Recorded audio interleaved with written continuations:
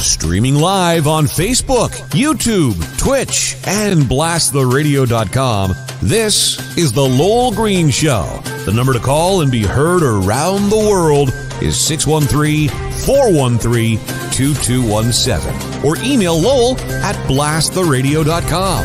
And now, here is Lowell Green. Thank you, John. Absolutely anything you want to talk about this afternoon, folks. The lines are wide open. The texts are wide open. We got into a pretty interesting debate yesterday over these disgraceful hospital protests. I said yesterday I didn't know if there was going to be one in Ottawa. There was a rather half-hearted protest here, but nonetheless, I guess about 50 people showed up across the street from the Civic Hospital. Bunch of idiots, but let's move on from that. But you may have some additional thoughts. As I grow older, God knows I am growing older, I'm having more and more difficulty understanding people. I know that there's no sense in me talking about how things were when I was a young man, but I mean, it is true that it seems to me that we have become much more detached from each other now, that we care less, if at all, about others, only ourselves. Now, of course, there are exceptions. There are many people out there who still do care. And many of them were working inside the hospital, by the way. But it just seems to me that there's a growing number of people in our society who don't care about anything other than themselves. You see them on the roadways and the highways, cutting in and out, risking other people's lives. You see them doing things that you know are not right. They're rude, ignorant. We were talking with we have 2 or 3 really good friends who they wait on tables, I don't know what you call them these days, at restaurants, really nice people. And they always tell me about these ignorant people who come in. In the restaurants, as you know, if you go in, you got to give your name and your phone number, etc., and you got to wear a mask. And even today, after all of this time, we still have people, a minority, but still nonetheless, they're confronted with it almost a daily basis. People who are ignorant, swear at them, curse at them. In some cases, they storm out. And in one case, this was sadly, they stormed into the restaurant without wearing a mask, cursing and swearing. I just don't understand some of those things. But then there's a lot of things that I don't understand anymore. For example, I don't understand how it is that after the debates, particularly the English language debate, almost everybody believes that Justin Trudeau did not do very well in that debate, and that Ms. Paul and O'Toole did very well. But despite that, it would appear, according to all of the polls, that Trudeau's popularity, the Liberal popularity, jumped about 3 points following the debates. So very clearly, what I saw, what many of you saw, was not true in the eyes of many others. Many people saw Trudeau as the winner there and are rewarding him with their votes, apparently. I just don't understand it.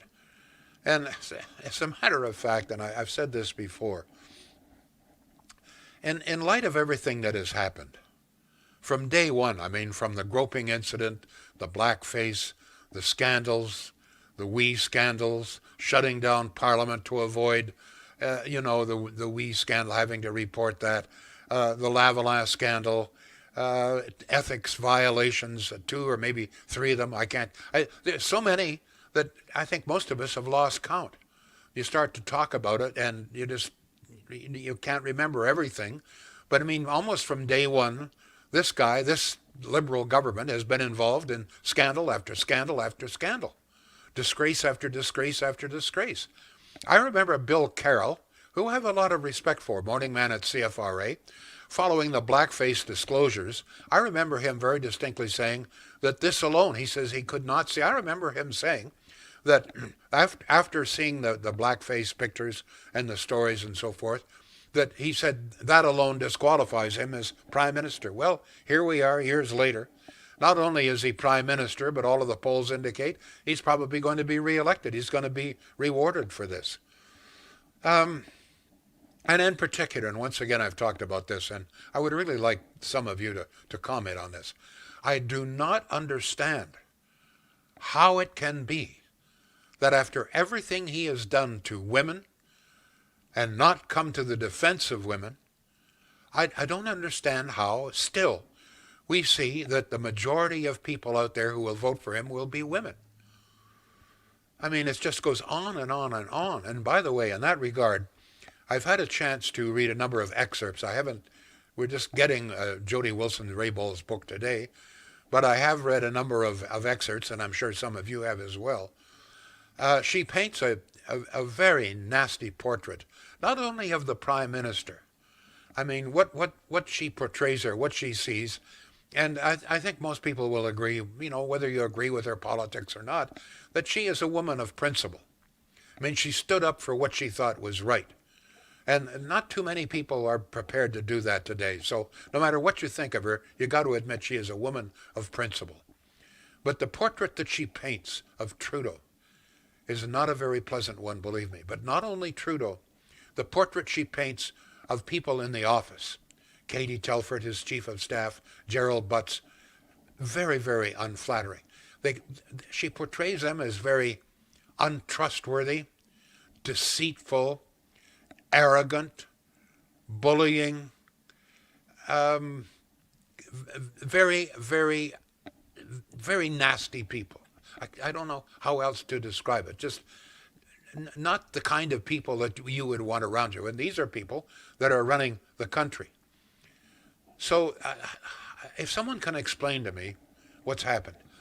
I remember a number of years ago, and some of you will recall this, a cabinet minister, a conservative cabinet minister in the Harper government by the name of Bev Oda.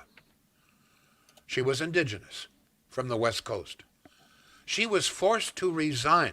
The media, the opposition parties hounded her to such an extent that she was forced to resign as a cabinet minister and from the government. Why? Because she admitted that she had purchased a $16 glass of orange juice. She was at a hotel in London, England, where, believe me, I've been there. Things are very, very expensive. I mean, it was outrageous, $16, but can you imagine?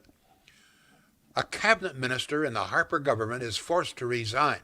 And by the way, the only reason that this $16 orange juice came to light is because the media went in there and checked this. They went in and dug this fact out. So when you think of everything that this prime minister has been guilty of, charged with, and he's still there and still beloved by large numbers of people, and when you think that at an earlier time, a cabinet minister and Harper had to resign because she ordered a $16 glass of orange juice. That's the difference. And I mean, we're talking not that many years, right? We're talking maybe, 8-10 years difference. So 8-10 years ago, a woman cabinet minister's got to resign for a $16 glass of orange juice. Today, we've got a prime minister guilty of groping, blackface, scandal after scandal after scandal, shutting down Parliament to avoid questions. His family collects, $500,000 to the so-called charity that he's going to give $1 billion to. All of this stuff, and he's still there. Not only is he still there, but according to the latest polls, people are going to reward him. Folks, if any of you have any thoughts about this, I'd love to hear from you. And in that regard, just before we go to some texts, and I hope some of you people have got some thoughts on this, okay? There's another statement in Jody Wilson-Raybould's book that really disturbed me and gets me thinking. She relates how she and Jane Philpott, another woman of principle, are forced because the media is hounding them. They have been fired. Both have been fired by Trudeau for standing up to him. Don't forget, Trudeau wanted Jody Wilson-Raybould, the Attorney General, to interfere in a criminal case. The case against Lavalin was a criminal case. He wanted her and insisted, and we all know that's true, that she interfere in a criminal case. So she stands up to him, and as a result, you know what happened. Both she and Jane, the only woman in the entire caucus who had the guts and the principle to stand behind her, they're both, that's it, they're gone, they're finished. So they're being so hounded by the media that they're hiding out in a room. And they're watching coverage of the whole thing on television. And Jody Wilson-Raybould writes, I watched as cowardly MPs cheered at the news of my disgrace. Or words to that effect. Cowardly MPs. And that strikes me. It's true. I don't remember the cheering. But according to her, they did, and I'm sure that she's right. But can you imagine? I mean, here is a fellow worker who stands up, does what she thinks is right. Her reputation is dragged through the mud. None of those women, only Jane Philpott came to her rescue. Dragged through the mud. She is disgraced or attempted to disgrace her, loses her job. And all of those women who sat with her, who attended parties with her, befriended her, or thought they did, they cheered at her demise. What does that tell you about the Liberal caucus? It tells me that there's some nasty, unbelievably cruel, callous people there. In that regard, and I will start taking some text, I was very upset. Karen McCrimmon, who, as the MP, she's not running again, but she, even to this day, is my MP in my riding, is a member who has done absolutely nothing that I am aware of in Parliament. I'm not sure why we paid her. But I was very upset, not long after this disgraceful display concerning Jody Wilson. And so I phoned Karen McCrimmon. I couldn't get her. They wouldn't let her talk to me. But I talked to her office, and I said, you know, I don't understand how you were supposed to be her friend, her co-worker. You sat, on the same side of Parliament. You attended many meetings with her. You know that her reputation was being falsely dragged through the mud. You know she wasn't treated fairly, but you did nothing. You wouldn't stand up for her. You wouldn't breathe one single word in her defense. I just found that absolutely disgraceful. And I left that message. Whether she got it, I don't know. It doesn't matter. Obviously. But you may have some thoughts on that. John, have we got any texts coming in as yet? We absolutely do. And a reminder, the phone number is 613-413-2217. Now easier than ever to get all the links for the show, the podcast, etc. Just go to lowellgreen.com. Here we go, Lowell. Lowell, I know you don't appreciate the Rebel News, but they just obtained a list of all the news outlets that got money from the Liberals just before the election. How can this list be made public so the majority that just watch the news supplied by these paid-off outlets? Yeah, actually, I don't mind Rebel News. I disagree. I think they go too far in many cases. But I'm going to be very honest to you. Particularly in the early days, I helped financially support Ezra Levant. As I say, I don't agree with everything. But you know what? I think that there is room for organizations like Rebel News. That's democracy. That's freedom of information. And yes, I did read the fact that apparently, in addition to the $600 million that went out, to various newspapers, there was another apparently $6 million that went out in secret to other news outlets, which we don't know. So, yeah, I hope that Rebel News is able to uncover exactly who it is. Might explain some of the news coverage of some of these events. It might explain the reason that Trudeau apparently is going to be reelected. So $600 million that we know of went out to some of the major newspaper chains. But that the public is aware of that. But apparently, in secret, There was another $6 million that went out. According to Trudeau, it was an emergency fund of some kind. We don't know we don't know where it went. We don't know who got it.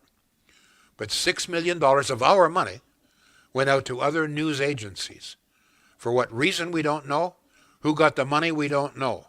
But I think that we should know, because I think that there's no question that if you're receiving millions of dollars or large sums of money, that somehow or other that's got to influence your news coverage. If you don't believe me, just check the CBC, which gets $1.2 billion from taxpayers. John, more emails. Thank you. I can promise the listener and the viewer that not a dime ended up here at blasttheradio.com. Hell, I didn't even qualify for CERB. I digress. And I got to tell you, I must say something else. That in all of my years, 65 years in this business, covering the news, commenting on the news, I have never once, I have been offered, but I have never once accepted 1 single cent of what you would call bribe. 1 single cent to it. The only thing is there's no question that I have accepted money to endorse various companies. I always endorse local companies that I am familiar with and people that I know and I like. But as far as attempts to influence what I say, what I think, I have never, ever accepted 1 cent, nor would I. Go ahead, John. Speaking of which, let's talk about shields for a moment. Then we'll get to some texts. Oh, are we at that time already? My goodness. We are. I just want to remind you once again that in their efforts to clean up the environment, as you know, Canada produces about 1.6% of the world's greenhouse gas emissions. So we've got to pretty well bring the economy to its knees in order to do something about that. Forget the millions, billions of trees, lakes, and so forth that soak up far more emissions than we ever create. But somehow or other, in their attempts to really punish us for what China does, Natural Resources Canada has announced that as of January 1st next year, many of the household appliances that we now enjoy will not be available. Why? Because they will all have to come up to Energy Star levels. And in that regard, more than 75% of freezers don't qualify, 75% of clothes dryers don't qualify, 40% of fridges, etc., don't qualify. And in all probability, they will not be available. Certainly, the only ones that will be available will be the much more expensive ones, the Energy Star. So the message then was Mark Shields, and I thank him for this, Mark Shield. I thank him for this information. It's got nothing to do with him. This is the government of Canada, okay, and their attempts to lessen greenhouse gases. What they are doing, of course, and the ones that are going to be most affected, are low-income, middle-income people who can't afford one of the more expensive, big, fancy refrigerators. But in all probability, come January 1st next year, that's probably the only kind you'll be able to buy in all of Canada. Now, you'll be able to buy them in the States, but not in Canada. Yes, John, more texts? Yeah, a couple of people pointing out, you mentioned a $6 million figure. Apparently, it was $61 million. Well, I don't know. My figure that I got was six million. But that's one of the problems when you try to do things in secret. You never can quite grasp. So I'm going to stick with the 6 million. If it's 61 million, I would not be surprised. But the figure that I have is 6 million. Yes, John, sorry. All right, we got a ton of comments on Facebook, on YouTube, on Twitch, etc. to catch up on. So here we go. Kathy says, I honestly don't see what people see in Trudeau. Kathy says, maybe Canadians just like to be talked down to. Maybe Canadians think they can change him. Something like being in an abusive relationship. Howard, welcome back. He says, glad I was able to vote before I left September 1st, Elections Canada office in Orleans. Hope I backed the right horse. And by the way, it's not Trudeau. Robert says, many people make decisions based on emotion rather than on facts. Craig says, I've been a conservative all my life. I have disliked liberal prime ministers in the past. However, I have respected them because of the office they held. Never have I had such a dislike for any PM as I have for this fraud, Justin Trudeau. It's interesting in that regard. There's a comment in one of the papers today. I forget. I read so many. I lose track sometimes. I am 85. But there's a comment I thought that was very interesting and probably very true. It was to the effect that in all probability, Trudeau will win the next election, but he will be governing a country that is filled with anger, divisiveness, because that's what he's played to, trying to drive a wedge. And he says, I don't think Trudeau understands the anger that will greet, because in all probability what will happen is what happened with Scheer, and that is that the Conservatives will win the popular vote. In other words, more people will vote Conservative than Liberal, but because of the configuration of the ridings, the Liberals will win the ridings and govern. And according to this letter, this columnist, this is going to create even more divisiveness. And if you want to talk about anger and divisiveness, just talk to anybody in the West. Just go out to Alberta and tell them you're from Ontario and see what happens. It's unfortunate. It's dangerous. As a matter of fact, if Trudeau wins and the Conservatives get more votes, I don't know what's going to happen in Alberta, but I don't think it's going to be a pleasant thing. I'm not trying to spread fear. I just call them the way I see them. I have friends, in fact, I have relatives in Alberta, and I'm going to tell you, folks, they are so angry you have no idea. They feel absolutely, utterly betrayed, and if Ontario and the Maritimes re-elect Justin Trudeau, don't expect to have a friendly greeting if you're driving. As a matter of fact, if you're going to go to Alberta, I'd drive through pretty quickly. More texts coming to you, John. 613-413-2217. A text here. Lowell, is it not said in the Bible that those who follow lost prophets shall not be able to repent their sins, so let them all go to hell? And Trudeau is the biggest false prophet we've ever had. Yea, though I walk through the valley of death. Okay, go ahead. Your friend Barry in with that one. Clifford says, what you're saying is very true, Lowell. Darlene says, many Canadians hold dual citizenship. Therefore, if this country falls, they have their own homeland to go to. I was born here, therefore nowhere to go. I give a very hard thought before casting a vote. Robert says that orange juice, by the way, has gone from $9 to $16. Talk about inflation. Arthur says, Trudeau voters want what he promises to give them. They don't care about scandals, groping, etc.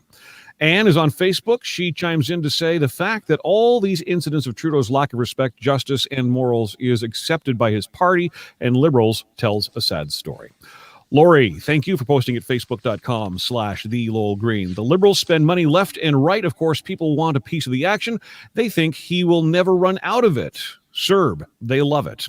Lisa is in by email, lowell@blasttheradio.com, to say a lot of what you mention is down to distrusting of others. That's where the mentality is coming from. My motto has always been, be cautious of everyone and don't trust just anybody. And Tom says, Rosemary Barton is a disgrace to her profession. A huge difference in the way she interviewed Trudeau compared to the way she interviewed O'Toole. Soft touch with Trudeau, brutal with O'Toole. Shame on her. She's supposed to be neutral. Well, she sure wasn't. Well, can I just comment on that? You can be as critical of Rosie Barton as you want, and I've made it very, very plain. I detest this woman. But the real responsibility rests with the CBC. The CBC knows bloody well Rosie Barton's bias. I mean, don't forget, Rosie Barton, her name was on a lawsuit against the Conservatives during the last debate with Scheer and Trudeau. Rosie Barton was suing the Conservatives while posing as an unbiased moderator. The CBC knows this very well. The CBC pays this woman. They understand her position. They know her bias, but they allow it. In fact, they support it and endorse it. So when I point fingers at the CBC. Go ahead, please. Our person who mentioned Rebel Media a few minutes ago is back to offer an excerpt. Read this shameful 29-page list of every media outlet, nearly 1,500 companies who took from Trudeau $61 million pre-election emergency relief. So there you go. Rebel News saying 61 So million. hold it. So Rebel was able to get a list of these companies? That's what I'm reading into that. Yeah. Read this shameful 29-page list of every media outlet, nearly 1,500 companies. Have you got the list there? I don't have the list, but we do have the list, as a matter of fact. Read me the first two or three. Thank you very much. Let me just open this up. It's on text. I've just got to wait for the browser to open on No this rush. phone, so we'll get to that. Meanwhile, we do have some other comments that we can get to. So sick and tired of liberals and their scandals, says Lisa. Keith says people just want the handouts. They realize the money's coming from they don't realize the money's coming from their wallets. And here we go. Rebel News. We use cookies. Yes, I'll accept your cookies. Here we go. Read the 29 pages. Good gracious. Can I just get to the article, please, Rebel News? Yeah, it's not letting me get to that. I will. Here we go. I have in my hands the list of journalists who secretly took $61 million pre-election payoff from Justin Trudeau. Trudeau shoveled it out the door to them just before he called the election, and he kept the list a secret until now. You can see the list yourself at rebelinvestigates.com. The list is 29 pages long. Here we go. So let's go to that list at rebelinvestigates.com. Forgive me if I have to deal with more pop-ups here, Lowell, but we will get to this eventually. Here we go. This is painful. Okay, here we go. Rebel News. It's a PDF, so I'm going to have to get my old eyes onto the phone here. Hang on. Why do they make it so difficult? I mean, well, if I'm looking on the web browser, it's fine, but this just happens to be from someone who's texting, so I only have a chance to I see. To see it on my. I don't have it. I will post that though, Lowell, at facebook.com/TheLowellGreen. Yes, I will. I want to know, because if there's some of the people that I know in this business that have taken money secretly from me and you as taxpayers, then I want to know, and I'm gonna have something to say about it tomorrow. You can be damn sure. They say 61 million. Yep, I'm just going to their website right now, rebelinvestigates.com, to see what I can find on the screen. By the way, while you're trying to find that, once again, I got to bring you up to date on how wind and solar is doing in this province.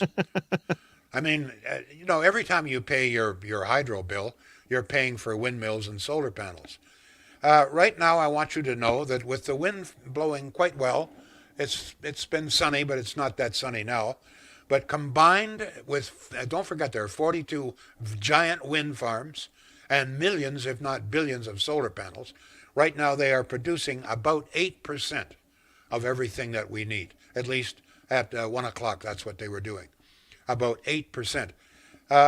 Solar is producing a little over 7%. I'm sorry, wind is producing a little over 7%. Solar less than 1%. And in that regard, let me just say that wind is bad. There's no question. I mean, it's a disaster. But solar is a total, absolute, utter disaster. And all of the time that I have been monitoring this, I don't think I have ever seen solar power producing more than 2 or 3%. Folks, we have spent literally billions and billions and billions of dollars installing solar panels, and I have never seen solar in this country, even on the brightest of days, producing 5% of what we need. It is while anybody today could possibly think and try to sell us on solar, these people, anybody that would say this and try to sell us, are freaking criminals. Solar is a total, absolute, utter disaster in this country. I mean, I'm talking about during daylight hours. Very clearly at night or when there's snow covered, they're not producing anything. The rest of the time, they're producing 1 to 2% for the most part. Even on sunny days, you never get to 5% from solar. All right, John, have you got anything more there for us? Yep, I've just posted a link to the PDF document provided by Rebel News, rebelinvestigates.com, so your viewers can take a look at it. The first page I have up in front of me has the legal name of the client and also their periodic title. So we'll go with periodic titles. Fresh Magazine receiving $15,900. EnergeticCity.ca out of BC, $30,605. Exclaim Magazine, $233,892. Mining Life and Exploration News, $58,000. Hamard Weekly receiving $151,000. The Tyee receiving $360,469. L'Info du Nord Vérité de la Rouge, $24,734. L'Info du Nord Sainte Agathe receiving $65,958. L'Info de la Basse L'Invert receiving $38,700. Okay, I get the message. Yep. I get the message. So what we're talking about here, apparently, now I'm going to read the whole list, are essentially, these are specialty magazines and newspapers. On that page, it seems to be, but there's about, like I said, there's about 29 pages of this stuff, so. It's unbelievable. When I started the Sunday Herald, 1983, I appealed for any sort of government assistance, monetary or otherwise, even to get some advice on, how to do things, etc., etc. Absolutely not. The word that I got at that time was absolutely not. There is no way that the government of Canada will ever be involved in supporting the news media in any form. And they were right. They were right. So I'm someone who's had experience at this. I sure as hell could have used some government assistance, even someone who would help me get through some of the tax implications. Centennial Glass. Now, I mentioned this, I think, yesterday and a couple of times. There are some various government programs, some of them that exist and apparently some that have been announced, that may assist you. As I say, I'm not familiar with all of this. It's so complicated. May assist you in some of your home renovation projects, which may include windows, doors, etc., etc. I don't know, but they do know at Centennial Glass. They keep abreast of this all of the time. They have to. So if you're thinking of a project, major or minor, in your home, your office, whatever, your place of business, and you're wondering, you know what, I need some new windows, doors, or whatever. Is there a government program to assist me? Give them a call at Centennial Glass. They'll be able to tell you. And if they can't, they'll steer you to a place that you can. It's just one of the services that they provide. If it's glass of any kind, repairs, emergency service, glass furniture, Centennial Glass. Good people, local people. Thank you. John? The person who provided us with the documents from Rebel News, and thank you for that, by the way, assures us that the big agencies are there as well and says this needs to get out to the general public. Well, we're getting it out there. Thank you for passing that along. So how can you're putting this where, John? How can people get there? So I've put it at facebook.com/the Lowell Green. So it's in the timeline for this conversation. I'll tell you what, I will take that document. I will add it to your page at blasttheradio.com. Just go to lowellgreen.com. I will have it there for you before the top of this hour. Thank you very much. Thank you all, folks. Some good contributions today. Really appreciate it. And I'll have more to say tomorrow, you can be sure, about the $61 million list. What the hell is going on? We'll be back. The Lowell Green Show is seen and heard live around the world at 2 p.m. Eastern. Connect with us online at blasttheradio.com/Lowell Green. Can't join us live? Download the Lowell Green podcast. Available on Apple, Spotify, Google, and more.